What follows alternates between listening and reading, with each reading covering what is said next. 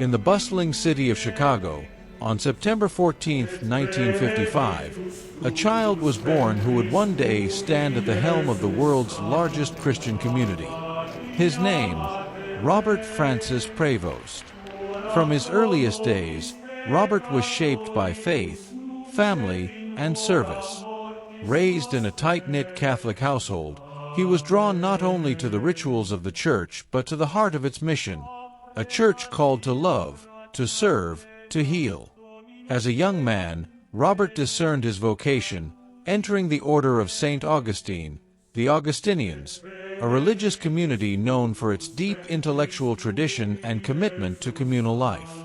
He took his vows in 1981, embracing a life of poverty, chastity, and obedience. In 1982, he was ordained a priest, and his journey truly began. He pursued his studies with passion, earning degrees at Villanova University and Catholic Theological Union, before completing a doctorate in canon law at the Angelicum in Rome. But the call he heard most loudly was not to the halls of academia, it was to the mission fields. And so, Father Prevost answered the call to Peru.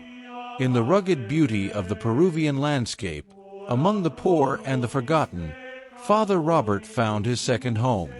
He learned Spanish, walked alongside farmers, fishermen, and indigenous families, and dedicated himself to building not just churches, but communities. His humility, wisdom, and dedication were unmistakable. And in 1999, Pope John Paul II appointed him Bishop of Chiclayo, a diocese marked by both challenge and hope. As bishop, Prevost became a shepherd in the fullest sense. He invested in local clergy, championed education, stood up for human rights, and ensured that the church was a beacon of light in times of darkness. But his gifts did not go unnoticed in Rome. In 2023, Pope Francis entrusted him with one of the most important roles in the Vatican, prefect of the dicastery for bishops, overseeing the appointment and guidance of bishops worldwide. As president of the Pontifical Commission for Latin America, he became a key voice for one of the most vibrant regions of the global church. Then, in the spring of 2025, the Catholic world entered a time of mourning and transition with the passing of Pope Francis. In May, cardinals from every corner of the earth gathered in solemn conclave beneath Michelangelo's great frescoes in the Sistine Chapel. After 4 ballots, white smoke rose. Bells pealed. And from the loggia of St. Peter's Basilica, the world heard the words, Habemus Papam. We have a pope. Cardinal Robert Francis Prevost had been elected the 267th successor to St. Peter.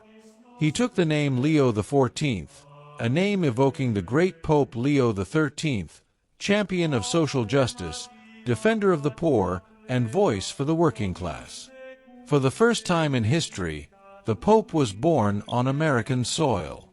For the first time, the Pope carried the passport of Peru. For the first time, the Augustinian order, after centuries of service, saw one of its own on the chair of Peter. Pope Leo XIV's election marks not just a personal milestone, but a historic turning point. He is a man of bridges, between North and South, rich and poor, tradition and progress, doctrine and dialogue. He envisions a church that listens deeply, that walks with the wounded, that holds fast to its ancient truths while responding with tenderness to the cries of the modern world. Under his leadership, the Church reaffirms its commitment to the environment, to the displaced, to the forgotten, to the dignity of every human life. He calls for bishops who are not princes, but shepherds, priests who are not administrators, but healers, and laity who know their voices matter.